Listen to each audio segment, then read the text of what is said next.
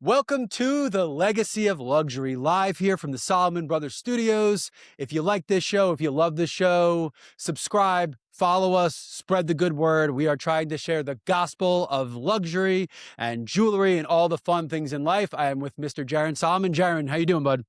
Well, I'm doing great, Nick, and I know you're all jacked up this morning, I so am. I'm excited for the listeners to get an even more energetic I Nick, am. if I'm that's stoked. possible. I'm stoked. I'm stoked. I got very ridiculous story, but talk about luxury. I was 22 years old, somehow started a personal chef company, and ended up cooking at the Sundance Film Festival, which is the definition of opulence and luxury.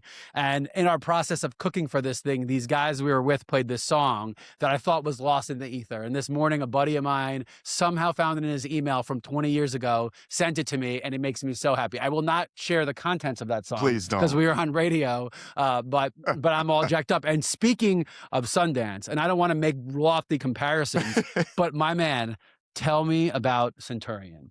Tell me about what I'm about to experience at the Biltmore in Arizona, because I am so excited. Yeah, so my favorite show of the year for many different reasons. One, the weather. As we sit here today, I think we leave on Saturday. The wind chill is going to be -1 in Right. Atlanta. So I'm very excited to go to Arizona for a few days. And that really brings the whole vibe of the show. And so Yeah. I don't know about Palm tree line walking in, yeah. And so for those of you out there that go to trade shows of any kind that you do, right, it's just nice when the vibes are good, the weather's good, the convention center's nice, it's clean, they've got good events for us, good entertainment. Yeah. So you're about to walk into a very fun, laid back show. You experienced the show in Vegas. This is the total opposite. It is really just a nice, very luxury. For those Love of it. you that listen to us, which probably not many of you out there, but And if you do, you certainly understand luxury. Yes. We did an episode about the depths of Vegas and the dungeon. The underbelly. The underbelly. That's right. The seedy underbelly. The gypsy underbelly. That's right. That is not here. That's not at this show. This show is purely luxury, purely fine jewelry. And we go and find out what's trending, what's happening in the industry.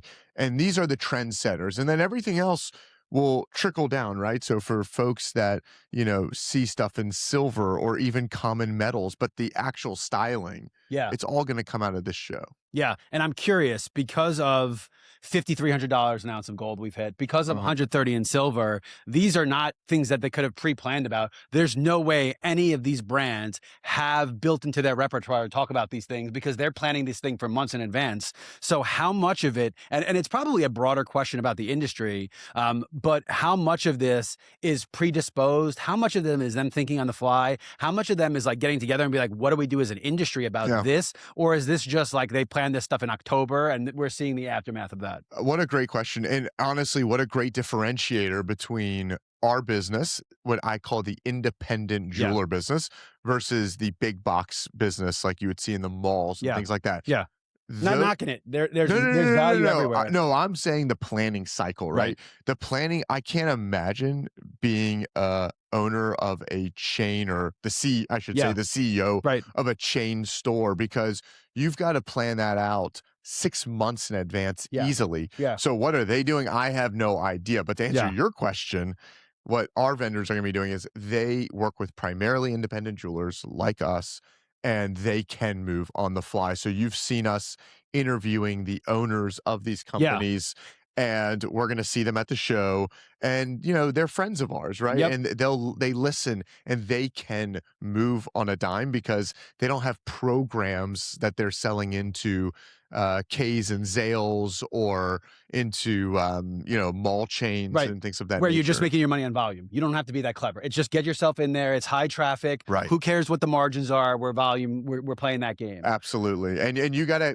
have it planned out for months. Here, if we want to make a decision at the show, Yeah. what we're going to do for the next 3 months. I've seen it happen. That's what's going to happen. You included me in decisions, but I was only 3 months in the industry. It's so going to be a wild show though, because of these metal prices. Yeah. Wild. Yeah. And I think one of the things that's just blatantly clear is like the leverage in situations shifts, right? It always does. Yeah. A lot of these brands, and we're going to have these conversations, so this shouldn't be new news to anybody, that used to be these hugely, massively established brands, did so on a very local level, on a very national level, when you could be in Vogue or Elle, and all of a sudden you have this huge footprint, and that's enough. Nowadays, and this is similar to what happened in the media industry and to radio, but when digital marketing came about, it made everything so about hyper-local and serving you what you need at this moment, right? The power has kind of gone to the local jewelers because the leverage of this brand is strong in Atlanta and making its way further out. So it's going to be interesting to have a lot of those conversations. So I think what I want to do, we're going to make this the first of the series, and then we're going to actually do a show with different pieces. So what kind of questions are you most interested in asking Simon G and Paul Tekorian and all the people that are going to be there? What kind of questions? What do we want to know about them? What do we want to know from them? And what can we, I don't want to purposely ever give someone a hard question, but like tell me about your inspiration. Like we've gotten those answers before. Yeah. Like, how are you hedging? How do you make silver cool? Yes. Now silver's too expensive. What's next? Are we going to rhodium? Like, who knows? How do we, what kind of questions do you want to ask? Because I think that will frame what we're trying to get out of it. Yeah. And I think the number one question, the hard question, Nick, is to anyone in luxury is, do you continue to keep the quality? Right? What are you going to do with these metal prices? Are you going to keep the quality of the piece? Because what people don't understand is that there is a mixture in these rings. And what makes one ring better than the other is how pure it is, right? And the mixture that goes in. So we'll probably see our buddy Sumai from AJFE, shout out, no free ads, but he uses palladium in his white gold. Yeah. That's the best you can possibly do. Well, when you're that's because that's the best club in Acapulco. And there is a part where a devil comes out of the floor and spins fire around, and fireworks shoot down the side of a cliff in Acapulco. So palladium is by far the best metal, unequivocally. Nick, that was just the tequila bottle you finished. No, that really happened. That really happened. I went to Acapulco on spring break, and it was the crazy. You cannot be caught. No, actually, you can be caught, and you will be dead in Acapulco if you go now. Gosh. But my goodness gracious, palladium. Okay, carry on. Carry on. And so using it in those rings, palladium just hit $2,000 an ounce. But it's also a very precious metal. Not easy to find. Like you're on a platinum level. Isn't it a platinum metal? It's a family of platinum. Look and basically, I'm learning. You're a fast study. There you go. And so, but so does he go to using a different mixture in that metal? And so what are these guys going to do? Are you going to sacrifice quality? Are you going to sacrifice your reputation? Or are you going to keep pushing on and saying, this is what we're committed to? And then, but how do you do that, right? I mean, consumers have price sensitivities. Yeah. So what happens? I think that's a really interesting. Well, let me ask you this part of this, because from what you've taught me, 10 karat gold, while it is in theory a cheaper than 18 karat, is harder. So it's harder to work with.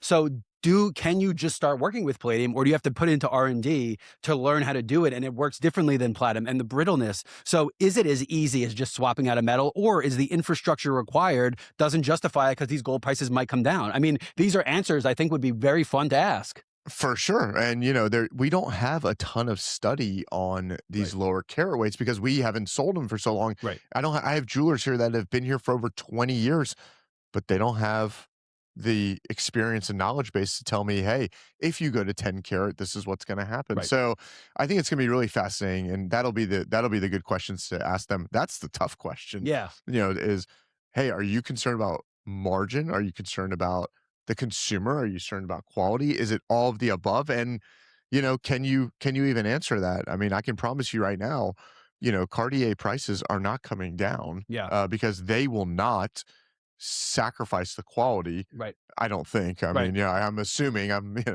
assuming the best in these folks, but Now, are they in a lab sitting back there and finding ways to mix metals that are cheaper but fulfill the same goal of hardening, of nickel, of all these different parts? Because I have to imagine the ones that put the R&D usually are the ones that win. So I wonder, and I don't know if any of these brands are in that level, but if it were me, I'd be putting the research in now to hedge against these things happening in the future. Because look, if we're in a position that I know we are, that you're saying we are, that these brands will probably admit to, consolidation of some kind is coming. You cannot work at the margins they're given. Everyone's trying to squeeze you. And that's something I've learned, honestly, honestly about us as a company, about marketing. What happens when we are in these service-based sectors and we're not creating products is everyone adds a level of service and bureaucracy, and everyone's trying to squeeze margins from you. So like if everybody takes 3%, right? Individually, 3%, no big deal. But by the time you give it to 5 people, you just gave away 15%, which you're taking away from your bottom line. Can you show you're 15% more effective? So I'm curious, give us an example. Who do you think? So we'll meet with Gabriel and we'll meet with Corey and Jaffe and all the big names. Yeah. Tell me who you think of those brands you believe will be the most dynamic and that you're most excited to have these conversations, and who are a little bit more, look, man, we've ridden this out before. This isn't the first time this has happened. Oh man, you're gonna. I'm gonna put you on the spot. Yeah, you're gonna get me into some trouble with some of my vendors out there. Look, there's no right answer here, right? The ones that are tried and true, honestly, almost always win. No, what I've seen, I'll give a shout out to Crown Ring, my boy Ron over there, the owner Jaime. These are guys that have a very long-term vision. Prior to all of this chaos, right? When they came in to try and take case space in my store, they came in with the vision of, I want linear feet because I want the volume and I want the sales. It wasn't about margin. It wasn't about anything. And, and they applied dynamic pricing, which was a pain in the tushy to begin with, but now is helpful because that dynamic pricing allows us to save some of the hassle of making decisions for ourselves. Folks, for those of you that have been listening to the show, Nick always takes my next line of what I'm going to talk about. So yes, the dynamic pricing in the B2B. We finish each other's sandwiches. We're made for each other. But that's exactly right. They are already primed to basically not cause any chaos amongst the retailer, right? So because they have dynamic pricing and they're so well organized, I think organization is going to win the day right now. You don't necessarily need to, because you don't want chaos in these situations. You want to just continue forward. Right. So you'd rather have the steady hand and go up 1% every couple of days than go up 20% at one time. Yeah. And so for anyone who's listening to this that has ever dealt with retail, or back in your youngster days, you retagged anything, that is our pain point. So if you can be dynamically priced and I don't have to retag 1,000 SKUs every 2 weeks, or shoot, every day at the moment, because gold is going so crazy, that is hugely helpful to the retailer. So that's why I'll say right now, Crown wins the day because they win the organization. And I would imagine, though, that same time, that was a substantial investment. Dynamic pricing is not cheap. In theory, in execution, like that is not an easy process. Because if it was, every company in America would rather do dynamic pricing. Now, how tricky you get with dynamic pricing, shout out to Delta, who's pretty much the devil of it. Like, oh, you want something? Expensive. That's the bad you don't dynamic. want it? Here it is. So, I have a feeling that we're going to get involved. The government's going to get involved with some of the way they do these things, because this is where that data comes in. If they are applying dynamic pricing based on data points that they have in theory stolen on you and using those against you, there's a problem with that. I promise, Crown. I love those guys. They're not doing that. No. They're not doing that stuff. And it brings up a good point. So as the other side of this, as the retailer, I will say, because you made the best investment in the world, which was me, that you are committed to investment. Talk about the investments that you've made and talk about how that puts you in an interesting position of leverage over the brands that we're talking to. And I don't want to mean leverage like we're trying to take advantage. I mean leverage like this is a freaking business and this is how this works. Yeah, listen, we've been doing this 7-8 months now, me and you together. And, we have found out so many tools that are out there. And, we've talked about in some past episodes how AI, we are going to use it to our advantage to really get better and better and better out there. And so we really, I think, and I'm excited about having the know-how and the power to go out there and say, listen, I can drive people to the store. Yeah. We can bring them in to shop for engagement rings and wedding bands. I mean, shoot, Nick, January, how unbelievable was bridal in January? I hadn't worked here, and I thought that it was going to be December 25th. We were going to shut off the switch. The world was just going to stop. And to be honest with you, we have more leads come in from Christmas Day to now than we had for January, November, December, November put together. There were a lot of dads out there saying yes to these boys out there, because at Christmas time there was some asks going on, because the minute January 1st came, boom. That must be it. These smart kids are like, look, the world is in turmoil. You need a man. Yeah. And they were like, let's do this thing. I love it. All right. So we got a little heavy handed with this one. All right. So we're not going to beat anybody up. We love the partners. Talk about what you're most excited with, to hang, to eat, golf course on site, 80-degree weather. Man, I saw an In-N-Out. I am freaking stoked for In-N-Out. And I'm not going like Nick on like a lettuce bun. I'm going double animal style fries, 8:30 at night. I'm not going to sleep because I'm going to have heartburn. I don't even care. That's how stoked I am. I am absolutely most excited. For whatever reason is, maybe it's the vibes, maybe it's you always see some golfers or some people, whatnot, but Nobu and Scottsdale, I love it. We've done Nobu in plenty of other cities, but Nobu and Scottsdale, love it. Scottsdale, the main strip of Scottsdale is unlike anything else because it just comes out of nowhere. The rest of Phoenix, and it's not, look, sexy is a weird word to say, but Phoenix is just a valley of perpendicular streets running into each other for thousands of miles. Could be more boring. There's nothing more. The only thing that you see is that strip in Scottsdale. That's it. With like the jacuzzis into the decks. It's just it's like a little bit of Vegas that they just took and went, you know what? The only thing wrong with Vegas is the heat. So let's find the only place on earth that's a little bit hotter and just make a second Vegas. Other than maybe Death Valley, like that's it. Vegas got 113. Arizona does 117, 118 daily. Easy. That is a different type of temperature. That is like, if you are not equipped for that, that's when the water actually sweats out of your brain and you become dumber just by being there. I can thankfully say I've never been to Arizona in the summer, but I go every year for this show, this time of year, and the weather couldn't be better. Cool in the morning, sweater on. Golfing, it's just the golf courses are so good. You know, you got Waste Management Phoenix Open. It's the same follows weekend. us. It follows us. You know, we leave on Wednesday. Pros come in, so it's got that little crossover feel. It's always Super Bowls coming up. One year the Super Bowl was in Phoenix when we were there. No way. So it was really, really fun. It's just a fun city. I really love it. Yeah, no, I'm excited. And then what about as far as trends go? You know, it seems to me like the trends are much slower than I thought they were. Like we're still talking about bezel set and stacking. Anything you're looking forward to, any brands that you're looking forward to be bellwethers of new styles, anything that as a company we're looking for, because I know when we talk about fashion jewelry, if you can catch that next big trend on the right side, that brand that's up and coming, that drives that demand, it's the place to be. So anything you're looking out for. Yeah, no doubt about it. I think it's going to be obvious, honestly, and that's going to be silver fashion lines that represent luxury and represent the brands well. And I said it to someone the other day, actually. I think you were on the email. Shout out to Mitzi Solomon, Countdown for a Cure. You know, we were trying to do a butterfly necklace for her, and I suggested, you know, why not let's do it in silver? Because silver now, in my opinion, it's not going to take very long for people to think of silver as big time luxury, because now all of a sudden it's not $30 an ounce at $115 an ounce and climbing. You're talking about a real price point. You're talking about a precious metal, a nice piece of jewelry. And there's never been anything wrong with silver. It just was always that lower on the totem pole compared to gold. Well, because gold is unmistakably gold. Yellow gold especially. Silver can be stainless steel. There's a lot of cheap ways to make something that looks like silver. And there's cheap ways to make gold too, don't get me wrong. But I think sterling silver is going to have a recreation and a buzzword that aligns itself with quality, because now, to be quite honest with you, right? Sometimes, not always, right, folks, that we equate quality with price, but there's no doubt about it. If you go to buy a piece of jewelry and it's $5 at the counter at your local Claire's or something, you're not going to associate that with quality, and it's not. It's a Kubrick zirconia issue, you know, but they're also not going to be having sterling silver on top of their counter. It's all going to shift, right? Where you used to see sterling silver, you're not anymore, and where you're used to not see it, you're going to see it. So I think that's the trend, and I'm excited to see if anyone comes up with something, you know, beautiful this show. And really, it's different, obviously, of a complexity of metal, but casting it is the exact same way you would cast gold. You can take your molds for gold, turn it into silver. And I'm curious, like, if you think about something like studs, right? The diamond's the centerpiece there. Who cares if they're silver? Right. It's still a practical metal. You clean it up, it'll last forever as long as you maintain it like you do gold. And they're probably actually a little better than gold to maintain, right? A little easier and cleaner. That's why they use it for piercings and stuff like that.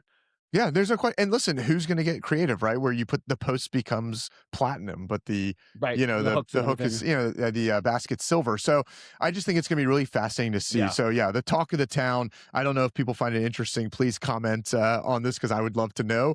Obviously, it's interesting for us, the metal market, but you know, these guys, just, you know, as a fun fact to kind of top off the show here, the refineries have stopped buying silver right now. You cannot actually go and sell your silver as of today, they will not take it. I mean, that's how volatile Got it. things are You're right talking now. about the people who would melt it down and turn it back into raw silver to use. Yes. Yeah. So it's really an interesting time. We're buying, obviously, because we think it's going to keep going up. Yeah. But yeah, for those of you out there that have your old tea sets and whatnot, make sure you find out if they're sterling silver, because then they're worth a good penny. Yeah, I mean, we had somebody who came in from the radio station that came in buying a ring, and all of a sudden he's like, "Yeah, I bought some silver a couple years ago. What was that silver worth?" Nick, he almost paid for the entire ring with the silver. It's insane. And it's not even a thought point. So, like, you know what? Those doomsayers that said the world was ending and they were buying rations and gold and all these things, like, this is coming real, guys. It's coming real, guys. And at the same time, all those crypto bros that went with crypto, it's falling directly relative to the increase in these precious metals. And I think it's a little psychology. I think the tangibility of it is a false sense of reality. Like, very few people actually own the gold, right? They do, but there's ETFs around it now. You have a gold process coin that was meant for a different purpose. So it's going to be fascinating. As always, I am excited for the weird stuff. I love weird minerals and materials. And I love that everybody, like, they're selling, but it doesn't feel like you're being sold. It feels like you're in like an insider club and like you're just trading wares. Like, again, I hate to say it, but it's like that gypsy flea market. It's like you're in a Moroccan bazaar and everyone's just like, you take this, I give this. You want a tiramisu cake? I got cake. Like, it's just an amazing place. So we're excited for it. We are going to actually ask all of these questions, have video, have audio from it. You're going to see a great episode coming from it. We'll be live. We're meeting with the founders of the show. We got everything coming. So again, Legacy of Luxury coming to you from Salmon Brothers Studios, about to get on a plane to go to Centurion. And I want to wish Jaron in advance because he's about to have his third baby. So he might leave Centurion in the middle and leave me as someone 9 months in the industry there to hold down the ship, which will be so funny to see. But good luck with that, Jaron. Thank you. And we will catch you next time.